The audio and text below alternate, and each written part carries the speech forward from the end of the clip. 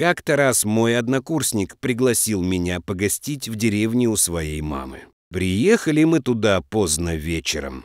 Мама друга, женщина очень гостеприимная, радовалась безмерно нашему приезду, потому что она уже довольно давно не видела сына. Разместили нас в небольшой комнате на 2-м этаже. Утром решено было идти на рыбалку.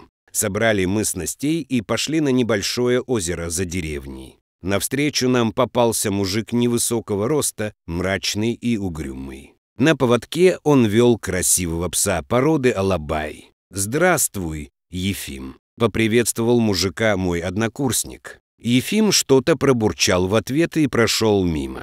Откуда в этой деревне такая собака? Даже в городе эта порода редкость. Удивился я. Ты вечером напомни, я тебе расскажу эту удивительную историю.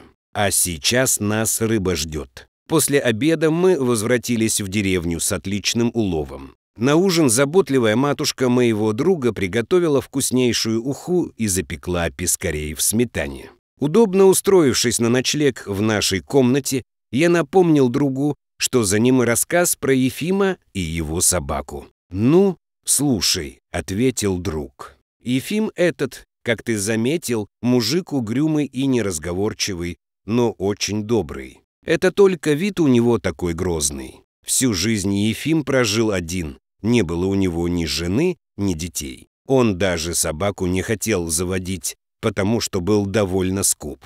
Собаку, говорит, тоже кормить надо. В деревне у него хороший дом с участком, но времени он здесь проводит мало. Все в основном в лесу на своей заимке, подальше от людей. Иногда приходит в деревню, чтобы пополнить запасы сахара, круп и чая. Берет всегда много, чтобы потом реже в деревне появляться. Так вот, было это несколько лет назад. Волчица вернулась к своему логову. Лежа в опустевшей норе, она не знала, что делать. Ей было непонятно, почему человек так жестоко поступил с ними. Ведь они ни разу не переступили границу людских поселений, не трогали домашних животных. Охотились только на обитателей леса. Строго следили за тем, чтобы в стадах не было больных и престарелых оленей. Ведь волкам законом природы определено быть санитарами леса. И своих щенят учили не пересекаться с людьми. Тогда за что они их истребили? За какие такие грехи? Перед глазами волчицы промелькнули картины прошедшей счастливой жизни. Из глаз выкатились слезы. Она осталась совсем одна, и она точно знала, что этот чужой человек обязательно придет из-за ней. Она единственная смогла спастись от браконьера, вся ее семья погибла. Все тело изнывало от обезвоживания, и она устремилась к речке. Напившись вдоволь, она потянула носом в воздух. Какой-то непонятный запах второй день не давал ей покоя, и она двинулась искать этот источник. Запах усиливался, значит, уже недалеко, подумала волчица. Она с трудом разглядела под деревом существо. Существо пахло собакой, но было совсем не похоже на собаку. Это был скелет, привязанный к дереву. У существа не было ни ушей, ни хвоста. У людей совсем нет сердца, если они своих верных друзей привязывают в лесу, обрекая их на мучительную и голодную смерть. У волчицы заныло в желудке. Она сама не ела несколько дней, но она не может сейчас съесть это существо. Это будет не охота, а убийство. Она тихонько подошла поближе. Собака не реагировала на нее. Ее било мелкой дрожью от холода и голода. Сердце волчицы сжалось. Она стала грызть веревку, и через некоторое время ей удалось освободить собаку. Волчице казалось, что собака сразу убежит в лес, но она осталась на месте, еле держась на ногах. Волчица взяла в зубы веревку и потихоньку двинулась в чащу. Собака покорно последовала за ней. «Куда я ее веду?» — спрашивала себя волчица. И тут она вспомнила про Ефима. Он жил один на дальней заимке. Ефим никогда не переступал законов природы, был честен и благороден, он не убивал волков. Только он мог сейчас помочь этому несчастному существу. А волчица сама себе поможет пережить боль утраты. Ефим сидел у окна и чистил ружье, когда увидел картину, которая потрясла его и осталась потом в памяти на всю жизнь. На поляну перед его домом из леса вышла волчица, за собой на веревке она вела нечто. Ефим вышел на крыльцо. Волчица выпустила из пасти веревку, села и посмотрела в глаза Ефиму так, что все его мысли перевернулись. Не все люди так могут просить о помощи, как сейчас просили об этом глаза волчицы. Когда волчица своим звериным чутьем поняла, что с собакой все будет в порядке, что Ефим ей обязательно поможет, она спокойно удалилась в лес. Ефим внимательно осмотрел существо. Сквозь слой грязи мужчина разглядел язвы по всему телу собаки, отсутствие шерсти на бедрах и шее. Собака была в ужасном состоянии не только внешне, но и морально.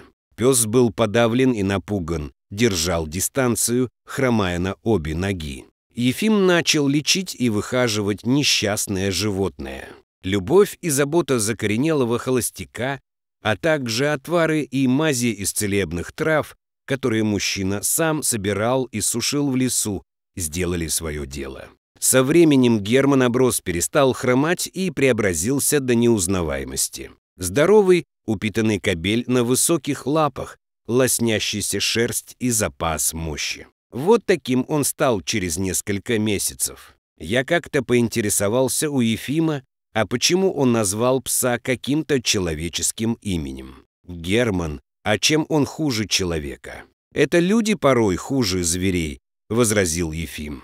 Здесь я с ним солидарен, сказал мой друг. Но это еще не конец истории, продолжал мой товарищ. Так и стали жить Ефим с Германом на заимке. Ефим душ и не чаял в собаке. Не надо, наверное, говорить, что Герман был настолько предан своему спасителю, что это даже невозможно описать. А Ефим даже представить себе не мог, что может настолько полюбить собаку. Ведь он всегда сопротивлялся этому чувству. В один из дней они бродили с Германом по лесу, искали грибы, собирали ягоды, наслаждались красотой, тишиной и спокойствием. Ушли они уже довольно далеко от своей лесной избушки.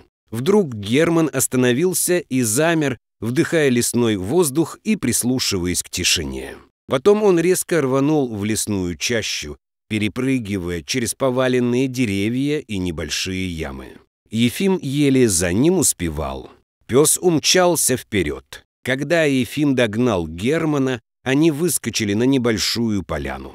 Пес в прыжке сбил с ног браконьера, который целился во что-то на другом краю поляны. Ружье его выстрелило в воздух и упало рядом с браконьером. Собака повалила мужчину на землю и вцепилась зубами в руку. Охотник взвыл от боли. Ефим подошел к лежащему на земле браконьеру и приставил к затылку ружье. Когда Герман убедился, что браконьер обезврежен, он в несколько прыжков перемахнул через поляну и остановился. И только тогда Ефим увидел, что на другом краю поляны стояла одинокая волчица. Та самая, которая привела к нему несколько месяцев назад умирающего Германа.